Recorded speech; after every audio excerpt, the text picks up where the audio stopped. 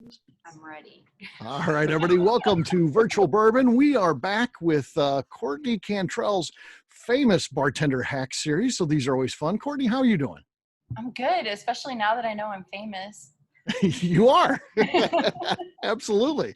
So, and what's going on at Old Hickory Whiskey Bar? Now, I saw Katie posted, what was it, 2 days ago? You guys are going to be closed and hurricane. What's going on there with all that stuff? Yeah, so shortly after my last class, the bar reopened because we were able to obtain a food license. So now that we sell bar nuts, COVID no longer exists in the building. So for bar You nuts, don't need a food license. You can just sell nuts. That's it. Yeah. I mean, we have other things, but it's we don't have time for that. We don't have like a right. That's not your thing, right? Yeah. So that's what we offered. If people asked, whatever, here's some nuts. It's mostly, like we played the game, dance to dance. We were able to open. This past weekend was our 4th weekend. And then Monday, we were supposed to be able to open as a bar again and not even have to worry about food anymore. And then we find out that the hurricane decided to come east a little bit and we had to close because it's a hot mess out there. Yeah. That is 2020. The hot mess that is 20. It's just been one thing after another. So it continues on. So it's fine. And there's like everything will be 4 or fine. 5 more hurricanes out there, isn't there? There's all kinds of them floating around right now, but hopefully the rest stay away. So you get through this one and go on from there. So that would be good. Yeah, so, but bright side. Yes. Let's have some bright side. The bar is closed and everyone is bored. So my coworkers are You've got an audience. Yeah. Welcome to Florida. So if you hear snickering in the background, that's what it is. Okay. See, you are famous. You have a live studio audience even.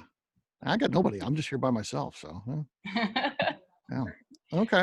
So, I do have a tree guy. If I had the window open, I could probably see him. So he's been working here all day and he's trying to get things done before the darkness. And it's close. It's going to be close. Is it still not dark there? No, it's getting there. It's getting wow. there. That's mind blowing. Yeah. But not quite yet. And we're on the same time zone, but we're on the. It's been dark all day here. So maybe that's why it was a little. Oh, really? Threw me off a bit. Yeah. But yeah. So I had 3 big trees taken out, and then all this trimming of all the other ones. So it's been like 10 years since I had a tree guy. So it's out of control. And I live in kind of a wooded area. I got a wooded lot next to me, and then a lake behind me, and then trees around the lake and that. So it's bad. Yeah, I've seen photos, and I was like, man, it must be nice to have your property though. Kind of serene. It is nice. I'll say that. Yeah. You get a lot of. I mean, we've even the cool things like a bald eagle. I mean, we'll get bald eagles over there from time to time in the winter, and which is so cool.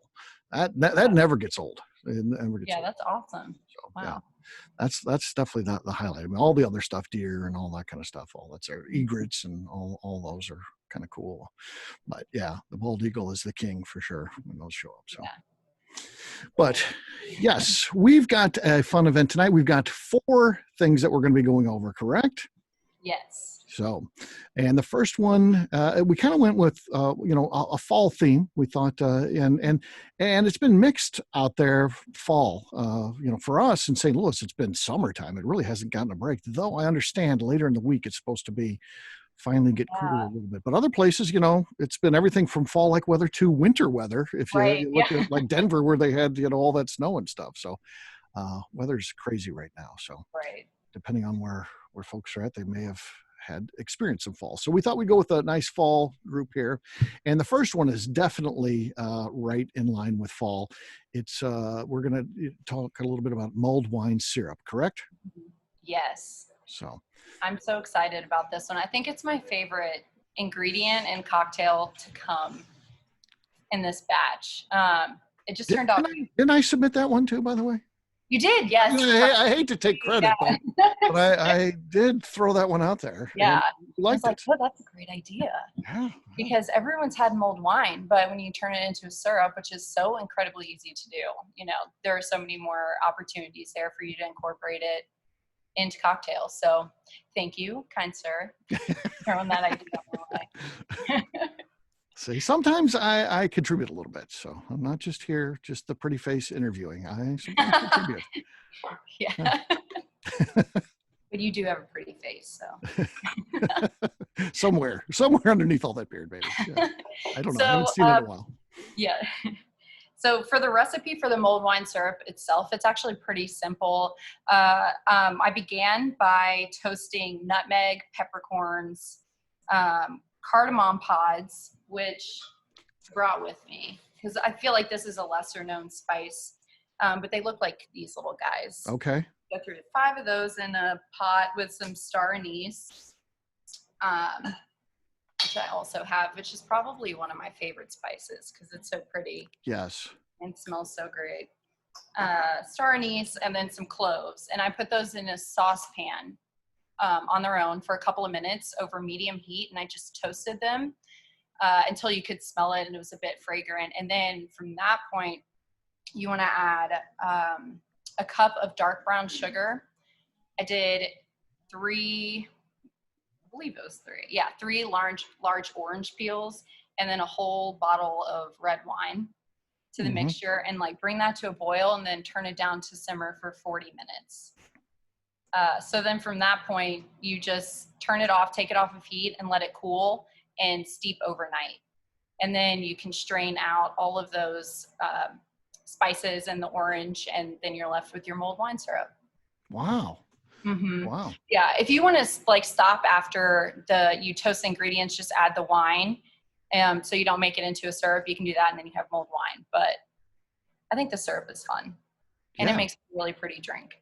Right. And that's the cool thing too, is you're going to tell us how to use something like that. Because right now we're like, what would I use mulled wine syrup in? But luckily we've got you here to tell us that. Yeah. So for the cocktail, I was playing around with the whiskey sour idea, and I was trying to add this and make it a little souped up. But then I realized all of those little modifiers are just messing with the beauty of the mulled wine syrup. So I just took them out. So I'm just making a whiskey sour with the mulled wine syrup instead of simple syrup. And it is delightful. So the old egg white. Yeah. So you start with an egg white. You always want to start with your egg white. I believe I mentioned this before when you're making a cocktail, just so that you don't end up wasting any products. Like if you started with your spirits and you put that in there and then you crack the egg and you ended up with yolk everywhere, then, that's potentially 2 ounces of booze down the drain. So yeah, the worst. So you've got your egg white in there, and we're going to do 3/4 of an ounce fresh squeezed lemon juice. And I've got 3/4 of an ounce of the mulled wine syrup. Courtney, what does that taste like, the mulled wine syrup by itself? Oh my gosh. Is it really So when I first tasted it, I put my little finger in there and I brought it to my tongue, and I was like, oh my gosh, I had no idea that it would turn out this amazing. It's so like spicy. Oh, I wanted to mention, I used a Cabernet wine because it's a lot more robust, and I figured it would stand up in the syrup quite a bit more than something a little bit lighter than a Pinot, for example. You could also use Montepulciano, but so fancy. The syrup, it's got all of those amazing spices. The nutmeg and cinnamon come out and like play quite a bit more, but it's just very rich, and I don't know how best to describe it. Delightful. It tastes like, or it smells, rather, like it just reminds me of banana nut bread, oddly enough, like just smelling it from the get-go. Yeah, so nice. And then 2 ounces of my sweet baby old Granddad Bonded. Okay. I saw this on Instagram. This was going to be coming. Yeah. Old Granddad. So, I've just started to use and fall in love with a reverse dry shake when I'm making cocktails with egg whites, which is simply, instead of dry shaking your cocktail, then adding ice and shaking it and straining it into the glass, you want to start with ice first. So we're going to do that. Start shaking with the ice.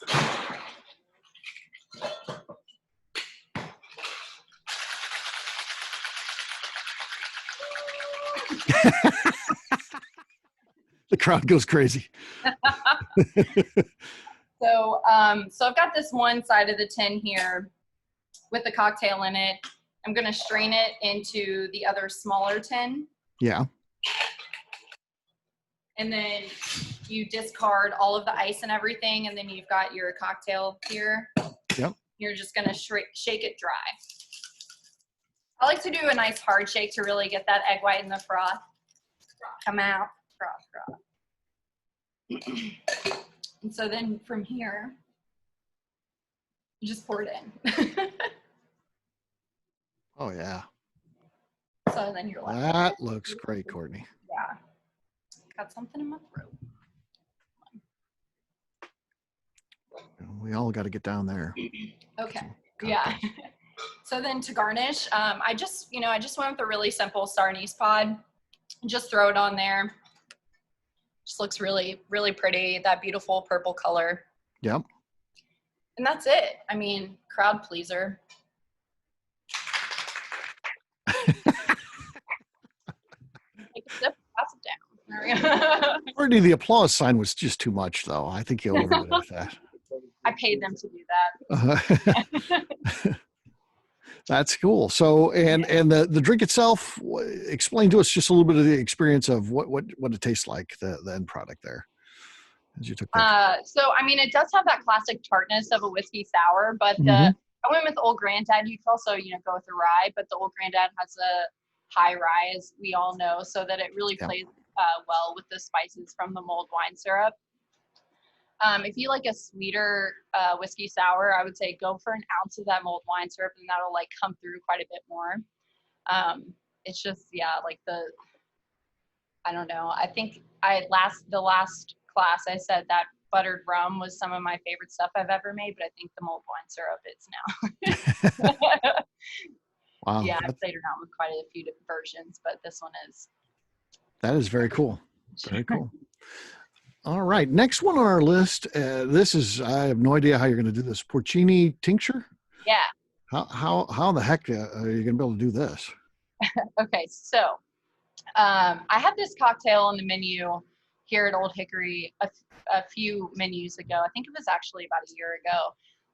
And it was initially made with mezcal, which still works really well. If you're in a mezcal mood, go for it. But I kind of switched it up for this, and I used brimstone for it, but you can also use any peated or smoked whiskey, and it's exceptional. But tinctures alone, those are just a concentrated liquid made with whichever herbs you're putting into it.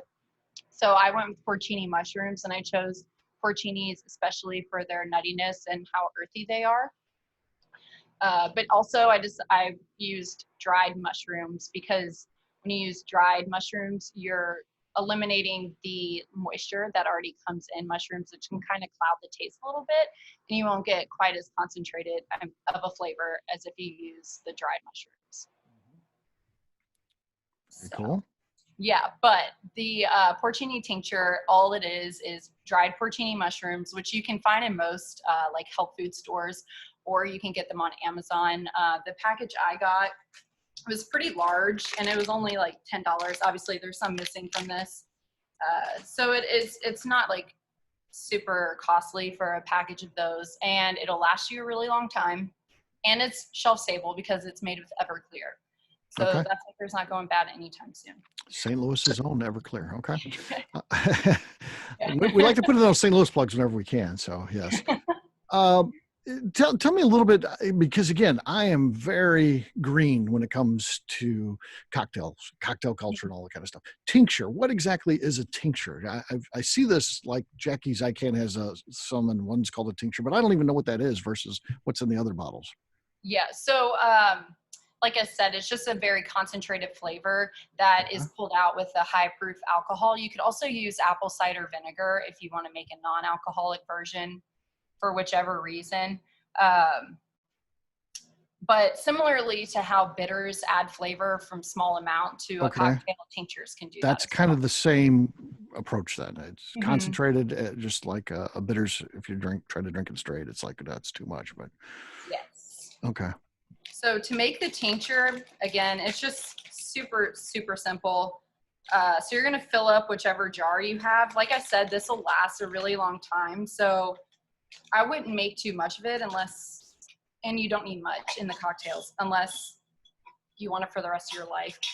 So just like, you're going to put your mushrooms in there, and then you just add Everclear until the mushrooms are completely submerged. So at which point you'll leave it out in a dark, cool place for 2 weeks. 2 to 6 weeks, depending on the intensity of the flavor that you want, but make sure that you agitate it, shake it every day so that you're really covering all that surface area. If you end up chopping the mushrooms, that's even better as well, because that creates more surface area, so more flavor is being drawn out. Okay.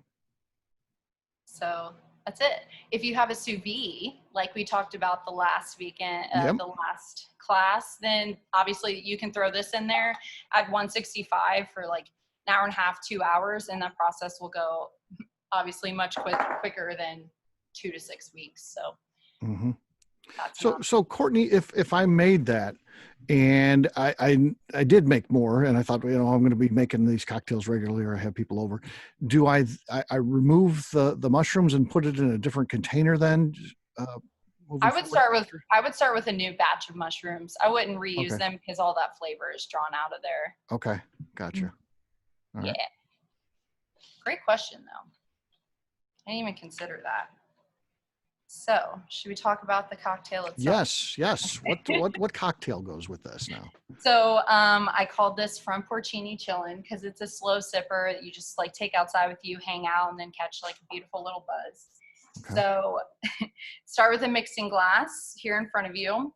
I opted for a small snifter for this cocktail because it'll really help to bring the aroma of the porcini to you, to the nose. Obviously, like a Canadian Glencairn will also be an excellent choice because it is quite a bit larger, and we know from drinking whiskey it kind of helps with that as well. But I went ahead and smoked the glass. We use hickory planks here at Old Hickory, but choose whichever plank you'd like. Have fun with it. So I just let the glass sit on a plank like that. Okay. Let that smoke get in there. And then I've got, here's the end of the porcini tincture. They're still sitting in there. I just pulled it out. So I'm going to put 1/8 of an ounce. If you end up putting it in a bottle, like a dropper bitters bottle, it would be just a full pipette. Okay. Is equivalent to 1/8 of an ounce. So got 1/8 of an ounce of that tincture. And then I've got 1/4 of an ounce of ginger liqueur and 1/4 of an ounce of dry curacao, or Cointreau would work as well, with 3/4 of an ounce of dry sack or a dry sherry. Okay. And 3/4 of the brimstone, which I mentioned before.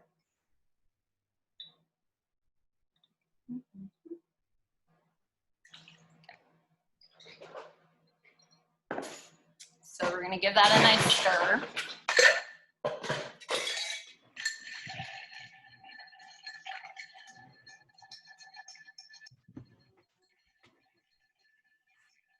And strain it into your glass without ice is what I prefer. So we got that going on there. Okay. And then I went ahead and garnished with an expressed orange, flamed orange peel.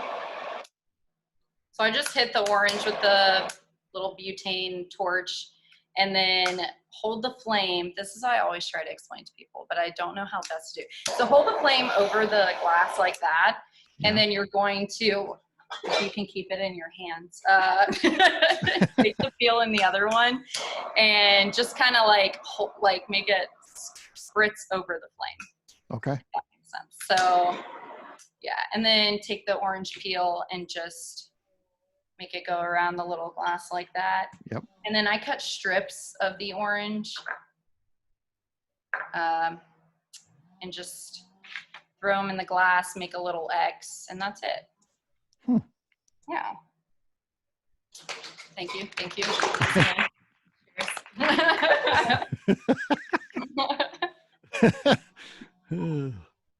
Yes, that's nice.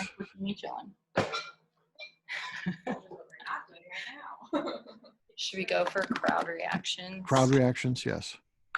Are you fans? Yeah. Okay.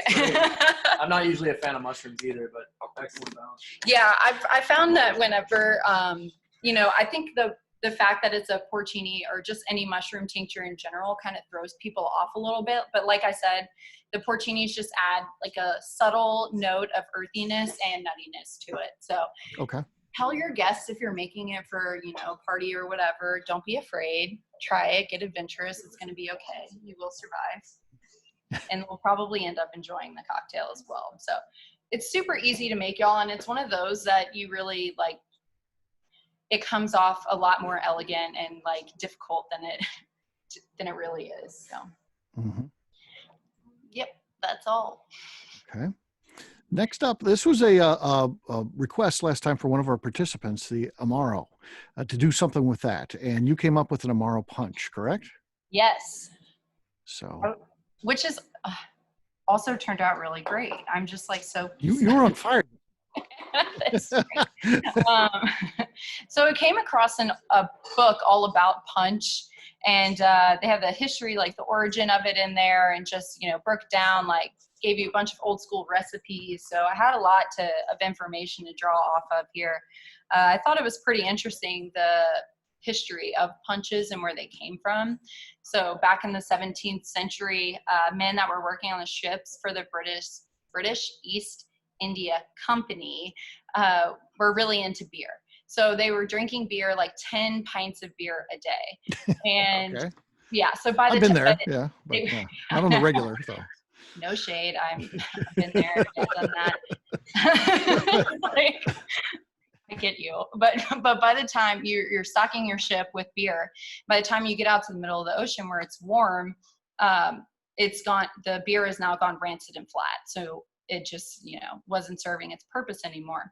So the sailors that were there, that reached their final destination, which is like the Caribbean, they found the islands that they were on. They took their indigenous produce and ingredients and they turned that into a drink. So that's where the punch comes from. Oh, okay. And they brought that back with them to Britain, and everybody fell in love with it there. So the punch became wildly popular until the Victorian era, when Queen Victoria was not a big fan of strong drinks by any means. They started drinking sherbet and that kind of crap. And so punches just fell off to the wayside.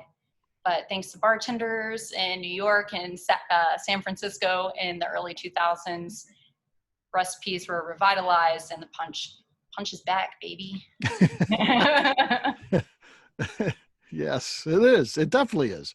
So, yes. Katie's not there, is she? No, I wish. Katie, I know what punch bowl set Katie wants. If anyone's ever looking for a Katie gift there at the thing, the Old Crow one. She talked about it on a show one time, and you can still find them on eBay and stuff like that. But it's Old Crow, the bourbon. Yeah, she talked about that once. Okay, I actually brought a punch bowl, but it's eggnog, Jerry Thomas. Oh yeah, Jerry Thomas, sure. So don't judge me that it's eggnog, but it's yeah, we're almost there, right? We'll talk about eggnog eventually. Yes. So for the punch, turns out oleosaccharum is one of the key ingredients in them. So to do that, it's also incredibly simple. It's easier to make than it is to say it. All you do is you take the peels of lemon. I did 3 lemons. So for every lemon you peel, you want to do 2 ounces of sugar. And I put it in originally I tried to make it with a bowl, but I don't think there was enough surface area going on there. So I put it in a Ziploc bag, and that worked out like significantly better. So the sugars draw the oils out from the lemon, and then you're left with this really tasty lemon syrup. Mm-hmm. Doesn't look very good, but it is. So trust me. If you have a vacuum sealer also, like one of those little bags, that will help as well, draw the air out and help bring the oils out from the lemon peels. So we had to do that, which, you know, I let sit overnight so that it's more concentrated flavor. And then from there, very easy cocktail to make. So you've got your punch bowl. Oh, I should mention this. Let me turn back time a second.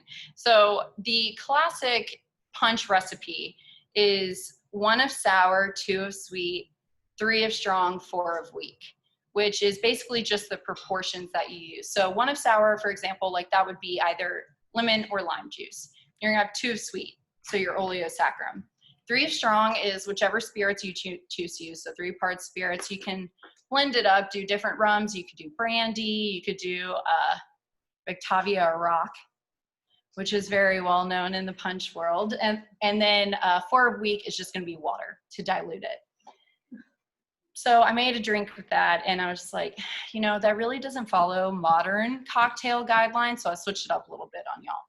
So we've got 1 part sour. So I've got 1 part of fresh squeezed lime juice. Literally just throwing this in the bowl, so bear with me. And then 1 cup of your oleo, which we're almost there. It's fine. 1 cup of that. I've got so I went with the Foro Amaro. Okay. So we're gonna do 3 cups of the Foro.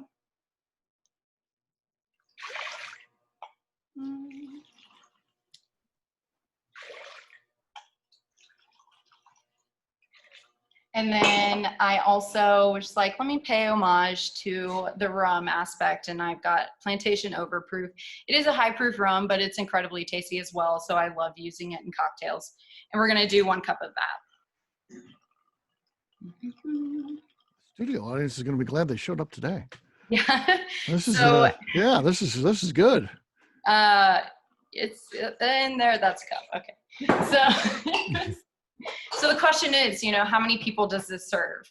Well, it depends on the company that you keep, like the friends that you have. I don't know if this will make it past 1. Like the legends there. That's you know, maybe 2 servings out of there. Yeah. He's gonna go most of it. And then we've got 6 cups of water. So, you know, when you shake a cocktail, that's diluting it. So this basically, if you pre-batch a cocktail, which is what this is, you can just add water to it and it's ready to go. So you stir an old fashioned with ice that's diluting it, but that water that is being diluted off is basically what I'm doing here. You can just add water to a drink and it's ready to go to just pour on ice. Like this one. But there's 1 more part. And actually, there's 2 more parts. 1 is bitters. So I've gone with Angostura Classic. We're going to do 16 dashes of that. I think that was 16. And finally, you're going to add spice to the top of this. So nutmeg is the classic go-to. So I got this little guy. You can go with already pre-grated nutmeg, but there's nothing like fresh nutmeg. So just grate that on the top, however much you're feeling. That looks good. And then this is a punch. So just serve ice on the side with your cups and let your friends have at it. Yeah. Okay. That's it. That looks cool. Yeah. Maybe give it a little stir. But yeah, everything's all good to go. So now I'm gonna serve my friends. But do y'all have any questions? Yeah, I want to get their reaction. So yeah, get the. Okay. Let's see what they think. This is great. Get 1. Okay. Take 1 down, pass it down. Yes. Yes. And then before you leave, be sure to check under your bar seat. If you have number 98 underneath there, you win a brand new car. I won. It's actually Courtney's car, though. That's the downside. She won't be able to drive. Give a second to scratch an 8 over a 7. Lucky you hang out with me. I know, this is a cute set. Yeah. We need this for a miracle. I think I have this on my Okay, I'm pouring myself one. Yeah, I don't know if y'all saw my post, but I'm practicing Sober September, and we all just decided, actually all the bartenders at Old Hickory decided to go in together and do Sober September, whichever reason. Sounds miserable. The year hasn't been terrible enough, but here we are. And we're all breaking it together. So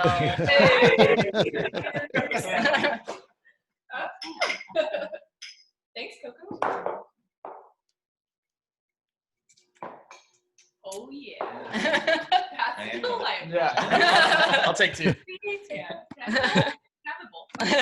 Just put ice in the bowl. So yeah, punch. It sounds like a hit there, Courtney. So Yeah, I'm just gonna put this over here. all right. And then the other one you came up with was a blackberry apple cider. Oh yeah. So I was gonna do just a classic apple cider, but then I thought, let's just have fun with it and throw some berries in there. So this is a bit of a process, and it takes a few extra tools. If you're into the whole fermentation process, it's a good time. You know, you see some chemistry happening, but you do need to pick up a couple of things, Okay. which I asked our lovely brewer friends next door if I could borrow theirs. They don't typically come this large, but this is what they refer to as a carboy. So this is going to be your fermentation vessel. I'm going to get this out of the way. Very large. And then you also are going to need an airlock. These are 2 different kinds. But what you do is you just fill it up to whichever line with water and stick that on the top, and then allow the fermentation process to happen. Okay. Yes. Now So, I know what all that is. I've seen that at Royce's place before. He's got. oh, really? Yeah. Home brewers. and Yeah, one of definitely those. have that. So you need all that stuff. And then another important aspect is the apples themselves. Obviously, there are quite a few different options. If you can make cider that is not a hard cider, which is how we refer to it in the States, if it does have an alcohol content to it, because all cider really is unfiltered, unsweetened, non-alcoholic beverage that comes from apples that's just prepared by boiling the liquid into its concentrated form. So that's apple cider. Okay. I feel like it's a common misconception, but if you do want to make an version that contains alcohol, you need all this stuff, and you need some yeast to get the process going. Okay. So if you have decided, yeah, I want to make hard cider, then in terms of apples, you want to go for one that's a little bit sweeter, not quite as tart, because it's going to have a higher sugar content, and it's really going to help with that fermentation process and getting the ABV up there.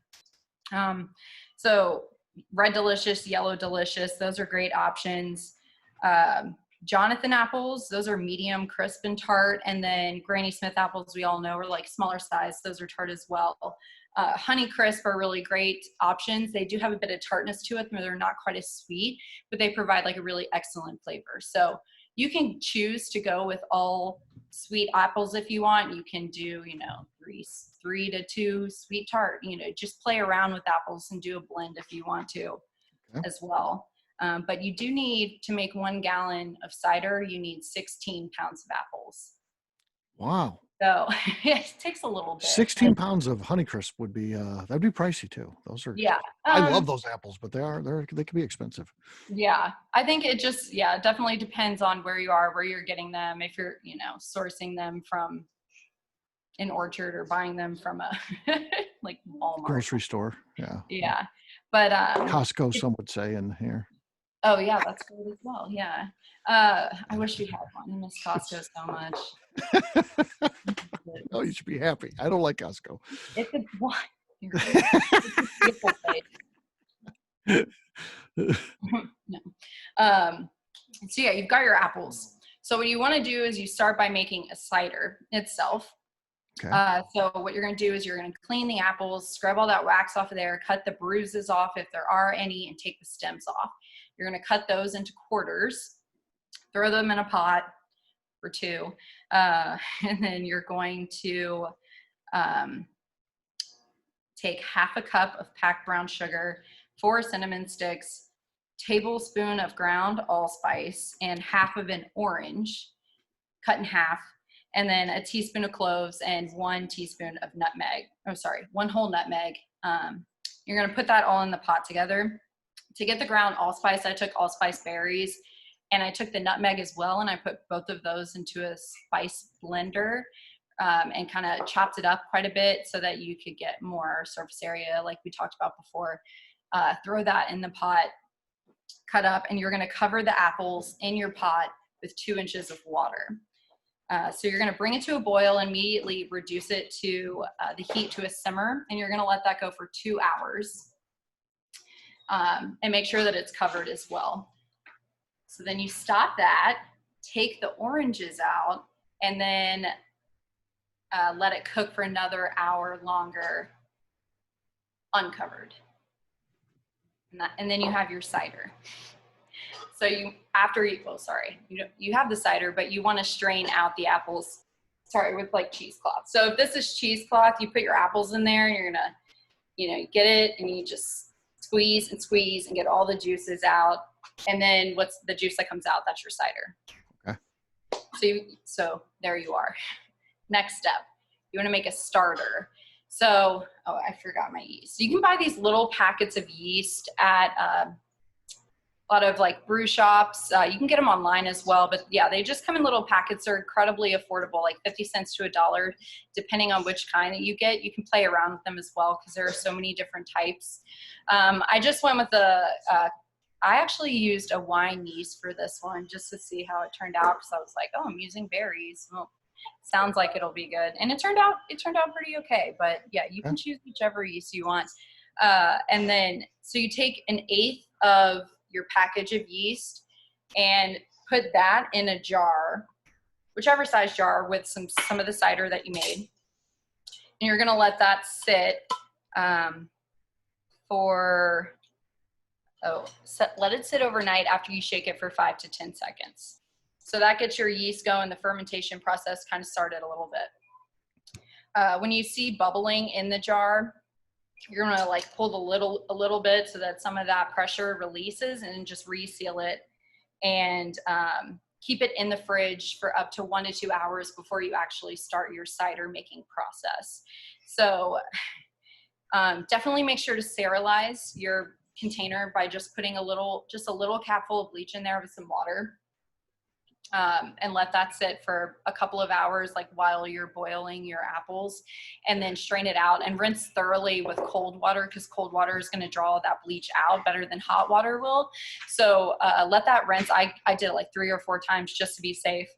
And then you're going to put the starter with the remaining amount of your cider into the carboy. Yes, into the carboy with the rest of the yeast, and cap that with your airlock. So just put that on there and let it sit for 2 weeks. And then take that off and put your berries in there. Or if you don't want a berry cider, just let it ride. But the berries you want to add a little bit later, because if you put them in at the start of the process, the fermentation process, it's going to draw out those flavors, and they're kind of going to subside quite a bit more than if you waited the 2 weeks. So yeah, once you've got your berries in there, because they do also have a higher sugar content, you're going to have a second fermentation process go on. So when the berries and everything, like the bubbles, start to die down, then you're left with your cider. And do you have to macerate the berries or anything, or cut them up, or you don't have to. You just throw them in there. It'll do it. Okay. Yes. Yeah. Okay. I would have thought you had to break the skin, but yeah. Okay. Yeah, you don't have to, but you can if you want. I mean, it could only help, but there's no problem in just tossing them in there. Okay. Yeah. So then, if you have a siphon hose, if you went all out and got all of your things for the brewing process, have the siphon hose, siphon off the liquid. If not, you'll just have to strain it out. But then you want to bottle your cider, and if you can stand it and wait, then let it sit for like 1 or 2 more weeks, and it's just going to age like a fine wine. Yeah, and that's it. That's your cider, berry cider. Wow. Pretty tasty. It's definitely a bit sweeter than classic apple cider, but I do like it quite a bit. Okay. So for the cocktail itself, I decided to just go with a like basic Boulevardier build and then kind of go from there. But I souped it up a little bit. So I've got a Collins glass here and a sprig of rosemary. So I'm just going to take my torch again and hit that rosemary with it quite a bit. Get the smoke going. And then quickly put it in the glass, and then I just put something on the top to trap that in there and let the glass smoke a bit. And then I'm going to build my Boulevardier. But I did 3 ounces of Rittenhouse rye. Nope, that's not right. Not 3 ounces. That's a lot. I did 3/4 of an ounce. Okay. So wow, that was a big jump there. Yeah. Like, that'd be a good drink, y'all. Right. 3/4 of an ounce of Rittenhouse, 3/4 of an ounce of Carpano Antica, which is a sweet Italian vermouth, but you can use whichever sweet vermouth. And then I also did 3/4 of an ounce of Campari. So stir that up. Get a little bit of dilution going.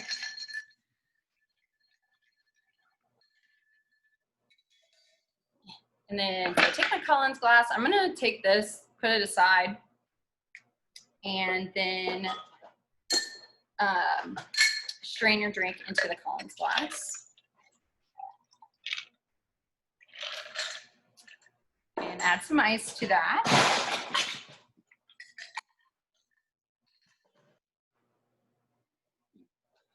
Where did I put that? Oh, it's in here. And then you're going to take your cider. So this is mine. And put that just on top like that. So easy. And then you got a little straw, give it a little stir. And then I just took a fresh sprig of rosemary, one that hasn't been like smoked and torched a bit. Hit that a little and throw that in there. So there you go. Nice. Woo.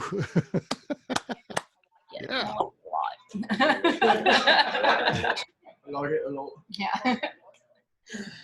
Yeah, that looked great, Courtney. So yeah, very, Yeah, very good. Very pretty, but very, very boozy. So Mhm.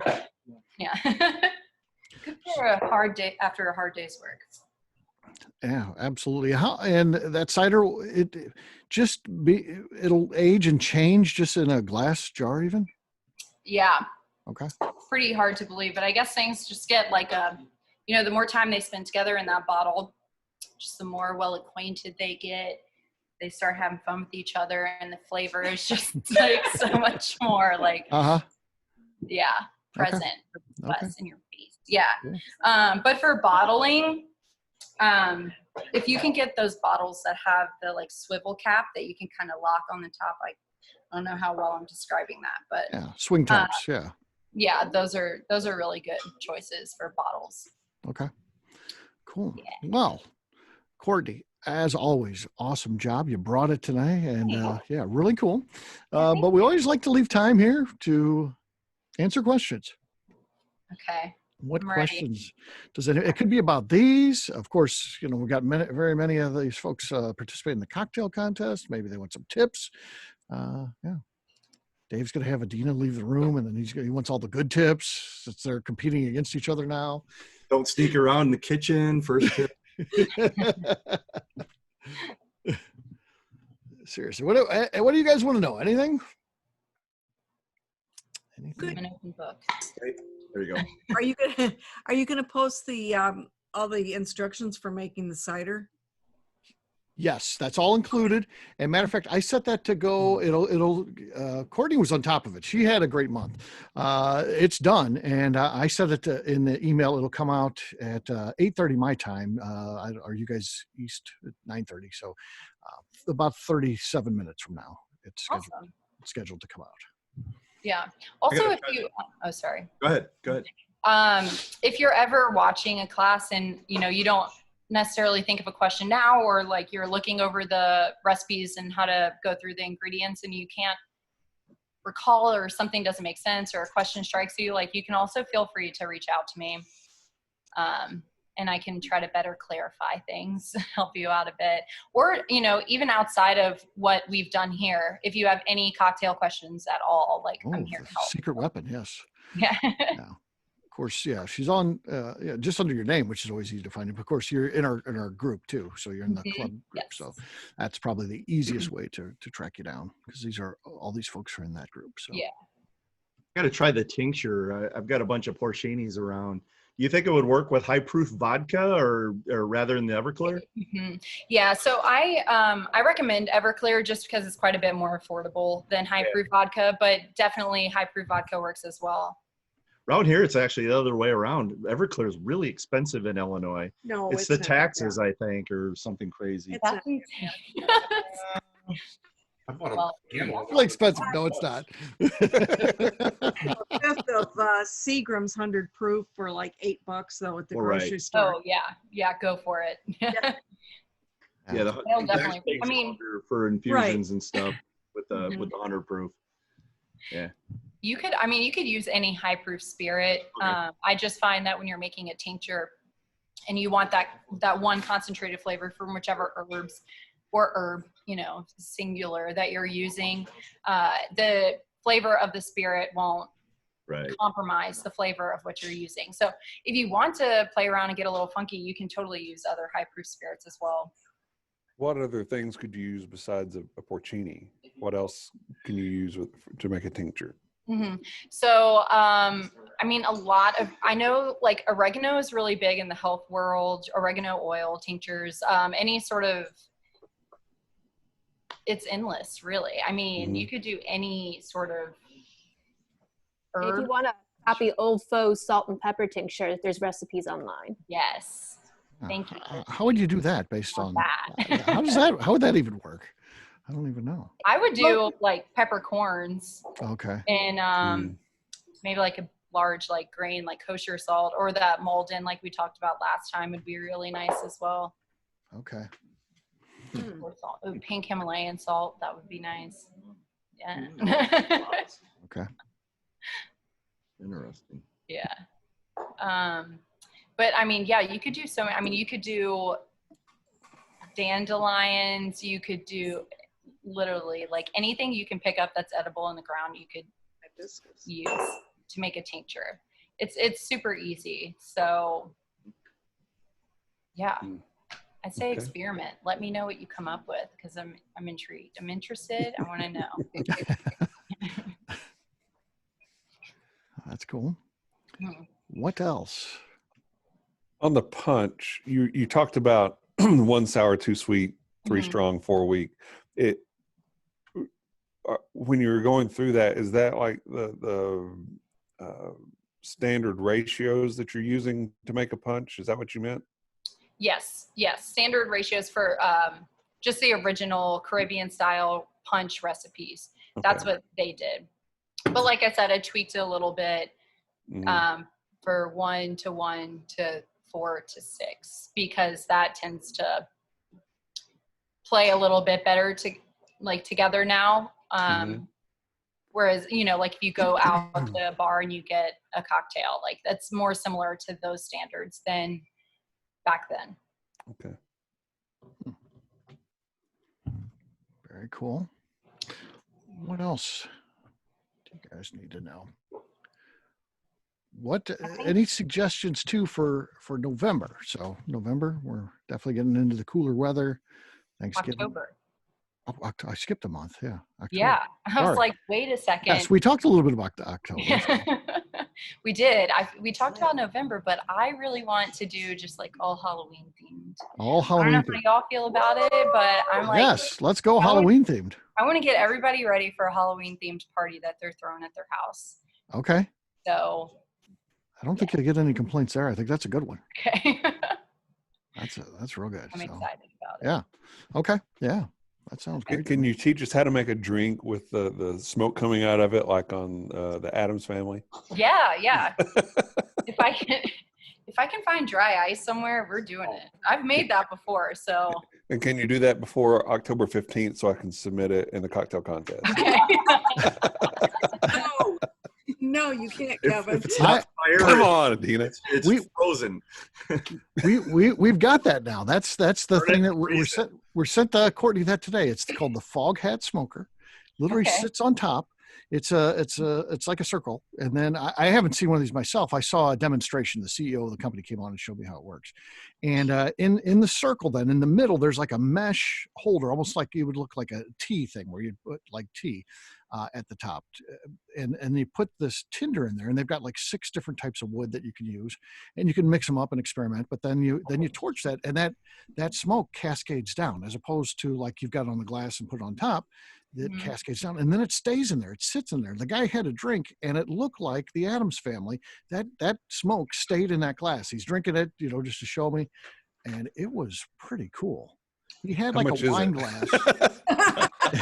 It's I'm ordering one now. $45. It's $45 on thousandoaksbarrel.com.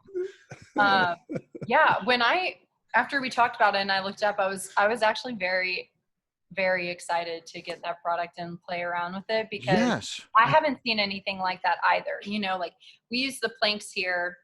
I've been to other bars where they've got like a dome that they put smoke in, and they Yes. in there, or a box, what have you. But I've never seen such like a single cocktail situation before. Yeah, so. and they almost like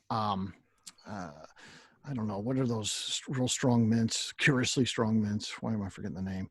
Altoids. Yeah, Altoids. It comes in little tins like that. This wood, and it's like almost not just even like dust. Even it looks like tea, maybe.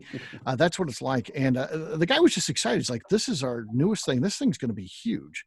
And he was like, if you could focus on that. And then when they said, they went a couple of products reviewed, and that was one of them, I thought, I got to get this to Courtney, because she can really use this like in her job, I would think. No, I'm so excited. Yeah. And I'll tell you what, just seeing the demo, it's cool to have sitting on the bar, and because that smoke, wait till you see it come down. It's like a waterfall. And like I said, it just sat in there. It was weird. So Yeah. And I was all excited to get my smoking gun. We're trying to figure out how to use that and not fill the kitchen up with a set off and fire alarm and- I did a photo shoot the other day to help a friend out, and it was with bar products. And so we were like opening the dishwasher to, like showcase how things were cleaned in there. And we actually used a smoking gun to put like fake steam come out. It smelled really good. So don't be afraid of filling the kitchen up with smoke. that thing cranks out the smoke. I mean, Yeah. like crazy. I know, just a little bit of wood, and you can create a whole lot of smoke. Oh yeah, that thing. We're, Yeah. Yeah. Yeah. Hey, we're just Steve, scratching the surface. Yeah. if Yes. you ever want to get a little bit of dry ice for something, the easiest way to do it, go Yeah. to Ted Drew's Oh, Ted Drew's. Yeah. and get a quart or two of custard, and tell them you're taking it home, and tell them you'd like some dry ice to keep it, make sure it stays, and they'll put a couple of hunks of dry ice in a bag for you. Mm-hmm. Yeah, I forgot they did that, because I always eat that stuff down there. It's so good. Ted Drew's is my favorite. This is a custard place that's like the original custard place in St. Louis. Like my parents used to go there when they were dating. That's how long this place has been around. It's incredible. Love that place. That's true St. Louis there. And that guy could be a billionaire if he decided to franchise it and do all that. He had so many opportunities. He didn't want to do it. He's got 2 stands, and that's it. And he could have had those everywhere. Cute. Courtney, I just texted you that punch bowl, just to sort Okay. of the Old Crow, just because it's. Thank you. Actually, sometimes I do need gift ideas for her. So. Yeah, they're all different prices and things like that, because they're vintage. It's just that's just the first one I saw. I don't know if that's the best deal or anything, but it looked like they had the entire set and stuff. So it's cool. I still hear chainsaws going. It's got to be dark out there. I don't know. I hope this guy's going to be okay. Yeah, well, the craziest thing he does is he takes a ladder to start to climb up the tree, but he turns it upside down, because that doesn't put the little, because it's in a yard. He doesn't want the 4 little legs. I guess those would go into the mud or into the ground. So he turns the ladder upside down, and that puts the flat area, which would be the top, and then he Mhm. then he climbs up, and then he gets to where the branches are, and then he just climbs. I can hardly even watch it, but because I could never do anything like that. Terrifying. Yeah, he's way up there, 30 feet in the air, so crazy. Any other questions? Halloween theme next month. Should be fun. Looking forward to that. Halloween's a favorite holiday, so. That mulled wine syrup looks absolutely fabulous. Yeah, it does. Oh, thanks. Yeah, no, I literally, when I tasted it, I was pleasantly surprised. Yeah. And not that I thought it was gonna, be bad or anything, but it was exceptional. Like, I literally think it's one of my favorite things I've ever tasted. That mulled wine syrup. It is so good. It's, yeah, Hmm. the fans approve, so. We have 1 million. Have you tried making it like with a Riesling wine or something? No, I have not, but It sounds interesting. Extra too. sweet. I could see it. I could see it happening. You can also mull apple cider. Yeah. too. Yeah, We do. I read that up in my investigation of things. Yeah, that's I cool. think I might try that. Try that with a Norton wine. Norton wine, okay. What is that? Oh, It's popular in it's kind of a Kentucky. Midwestern thing. I think Midwestern. It's made from the Cynthiana grape. Okay. And they call it if it's aged in American oak, it's a Norton. If it's aged in French oak, it's a Cynthiana wine. But I know they make it. It's big in Missouri. They make it She's saying Norton. in Illinois. Norton, yeah. Here, too. Spirits of French Lick actually grows Norton grapes, and they actually have a Norton wine. Yeah. Hmm. There's Norton wine here, And I will put a good Norton wine up against any cab in California. Okay. Yeah. Do it. Or any bottle with try the it. kangaroo. How it turns I'm writing out. that down, legend. I'm writing that Yeah. down. The legend has got it. There's a little winery outside of Scott City, Missouri, which is south of Cape Girardeau, called River Ridge. They're in the middle of nowhere, literally. I mean, you go down little country roads, and all of a sudden, here's this winery, and they make an exquisite Norton. Yeah, there's a good winery in Kentucky in Lawrenceburg that makes Norton as well. It's a good Yeah. dry wine. Yeah, and Kevin Whitemeyer in Mount Washington makes it too. Okay. That's cool. Heard of that. Oh. And Alan Bishop has a little experiment there. If you ask him about it, he'll let you try it. Oh yeah, well, you tasted the stuff out of Blue Barrel? Yeah, out of the Blue Barrel, yeah. Yeah. He So I doesn't said- open that up for everybody. Ask him about it. He'll let you try some. I said he filled up a Glencairn for me. Oh, And it that's tells high me proof, man. 140 some odd proof, That'll knock you on your ass. So Glencairn to that. That was like What the hell's going on there? he was seven grain distillate Mm-hmm. or something that he aged in a used Norton barrel, and then put it into a plastic 53, Mhm. and it's been sitting there for years. If I remember correctly, it was originally cultivated in Virginia by Dr. Daniel Norton, if my No, schooling but, is correct. That's just how I remember that. I don't know. If that's a thing or I not. told him when I tried it, I said, Oh, Jessica, you sent it to everyone. Damn it. I said, it's great. Fill me up a bottle. I'll buy it. I thought that was just to me. So Oh, that was good. Yeah. I thought I was going to look really smart. Didn't work out that way. Kevin, that's it. Actually, I think at the Brooks exit, not in Mount Washington, it's down in I-65. The white. Oh, okay. Okay. Pretty good stuff. 65. Okay. Cool. Anything else, gang? Thank you, Courtney. Hope you Yeah, get home Courtney, safe. as always. Thanks Yeah. so much. Yeah, stay safe. There's Yeah. Thanks a lot for doing this. Yeah, and going to the bar. That's cool. Really appreciate it. And your crowd, your Yes. supporting audience. Yeah. Thanks Turned to the into audience. thing. They were great. Hurricane party. Yeah. Yeah, I mean, it was like 15 minutes before this started, and I was texting with everybody, and then they all just started showing up. So I think they're smart. Just looking They're at the smart. map and Yeah. the freaking wind has got to be howling by you. oh yeah, it's It's gonna be it's, crazy look at out that. there right Yeah. out there. Yeah. now. Holy cow! It's Yeah. I mean, it's crazy because it's just hanging out in the Gulf. It's not really moving. Really? So it'll be a fun couple of days. I'm just, as long as the power doesn't go out, Yep. I'm happy. Yeah. Fingers And you've got crossed. plenty of punch to drink. Exactly. Well, It's true. not anymore. Maybe not now. Not anymore. Yeah. The audience is working on that. I keep hearing like clanking going on over there. They're putting their cups in the bowl, and I was like, "Hey, goodbye." Yeah. Save the whole 4 glasses for you. Yeah. So, But no, all right. thank you all so much for joining me. Yeah. Thanks, guys. Thank you very Appreciate much. it. Good ideas. We're Yeah. gonna try some Yep. things. Thank you. Yep. Be safe. Be safe. Have a good night. You all, y'all have a Good good trip. Hope it's safe.